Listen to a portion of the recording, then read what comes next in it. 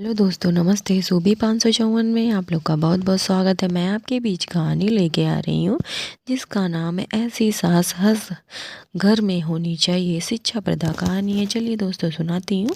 बहू, आज किसी भी चीज़ में, सब्जी में या दाल में नमक मत डालना, क्योंकि माँ जी सभी के लिए हफ्ते में एक दिन भोजन में नमक छोड़ने का नियम बना रही हूँ। घर की नई नवेली छोटी बहू को अपने कमरे में बुलाकर सास ने समझाया और सास की बात सुनकर छोटी बहू ने सर हिलाकर सहमति जताई। ठीक है माँ जी। छोटी बहू सास के कमरे से बाहर जाने को मुड़ी ही थी कि सास ने फिर से छोटी बहू को टोका। सुन बहू, माँ जी यह बात तुम किसी को मत बताना। भोजन के वक्त मैं खुद सभी को बता दूंगी। जी माँ जी। घर की छोटी बहू मुस्कुराते हुए अपने सास के कमरे से बाहर चली गई। छोटी बहू के जाते ही उस घर की बड़ी बहू सास के कमरे में प्रवेश किया। माँ जी लाइए, आपके सर में तेल लगाती हूँ। यह कहते हुए उसने अपने साथ लाई ठंडे तेल की शीशी का ढक्कन खोल हथेली भर तेल उड़ेल लिया और सास ने भी मुस्कुराकर उनका स्वागत किया। माँ जी, आपने आज छोटी को अपने कमरे में बुलाया, कोई खास बात है क्या?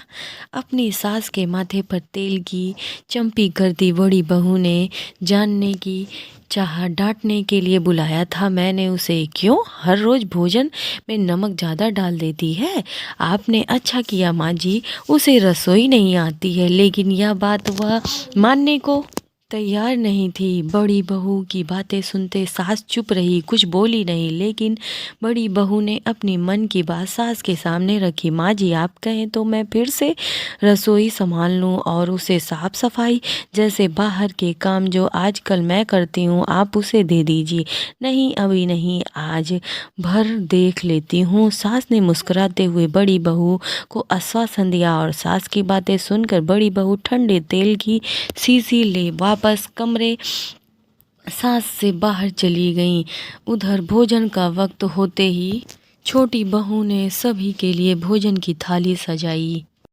भोजन का पहला निवाला मुंह में डालते ही सास मुस्कुराई। आज भोजन बहुत स्वादिष्ट बना है। वहीं रसोई के दरवाजे के पर्दे की ओर में खड़ी छोटी बहू को आश्वासन हुआ, क्योंकि उसकी सास के साथ साथ घर के सभी सदस्य भी बड़े मन से बिना कोई नमक की शिकायत किए स्वाद लेकर भोजन कर रहे थे। भोजन समाप्त कर सास ने बड़ी बहू को अपने कमरे में आने का इशारा किया। सास का पाकर बड़ी बहू झटपट कमरे में पहुंची। माँ जी, आपने मुझे बुलाया? बहू, मुझे पता है कि तुम रसोई अच्छी तरह संभाल लेती हो और तुम्हें भोजन में नमक डालने का सही अंदाज भी है। सास ने मुंह से अपनी तारीफ सुन बड़ी बहू खुश हुई। जी माँ जी, लेकिन बने बनाए भोजन में दोबारा नमक मिला देने से स्वाद बिगड़ जाता है। शायद इस बात का अंदाजा तुम्हें नहीं है। अपनी सास की बातें सुनकर बड़ी बहू चौंक गई, कुछ बोल ना सकी। लेकिन सास ने अपनी बातें पूरी की। मैंने छोटी बहू को अपने कमरे में बुलाकर आज की रसोई में नमक डालने से मना किया था, लेकिन फिर भी भोजन में नमक की मात्रा बिल्कुल सही थी। यह सुनते ही बड़ी बहू के पैरों तले जमी खिसक गई।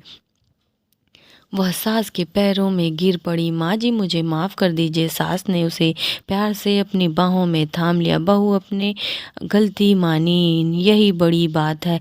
लेकिन फिर भी मैं आज से घर के काम बंटवारे में एक संशोधन कर रही हूँ। बड़ी बहू सर झुकाए खड़ी थी, लेकिन सास ने अपना फैसला सुनाया। आज तो तुम घर की साफ सफाई के साथ साथ रसोई में जाकर भोजन बनाने में छोटी बहू की मदद भी किया करो कि ताकि वह तुम्हारी तरह नमक का सही अंदाजा सीख सके। सास की बातों में स्वीकृत भाव से हर हिला आत्मग्लीन से भरी अपनी सास के कमरे से बाहर निकली। बड़ी बहू ने रसोई में जाकर अपनी देवरानी को गले से लगाया। मुझे माफ़ कर दो छोटी। भीतर के कमरे में सास जेठानी के बीच हुई बातचीत ने अब अनभिज्ञ छोटी बहू अपनी जेठानी का यह रूप देख हैरान हुई। अपनी जेठानी का आत्मिक स्नेह पाकर भाव विभोर हुई। दोस्तों, वैसे तो संयुक्त परिवार अब रहे ही नहीं, पर उनके टूटने का मुख्य कारण बड़ों को अपने बच्चों के प्रति नासमझ भरी व्यवहार ही है। यदि घर के बड़े बूढ़े समय रहते ही सही कदम उठा ले तो बहुत परिवार में टूटने से बचाया जा सकता है। दोस्तों, कैसी लगी ये कहानी अच्छी लगी हो तो मेरे चैनल को लाइक कीजिए, सब्सक्राइब कीजिए। बाय बाय, नेक्स्ट ब्लॉग में मिलेंगे।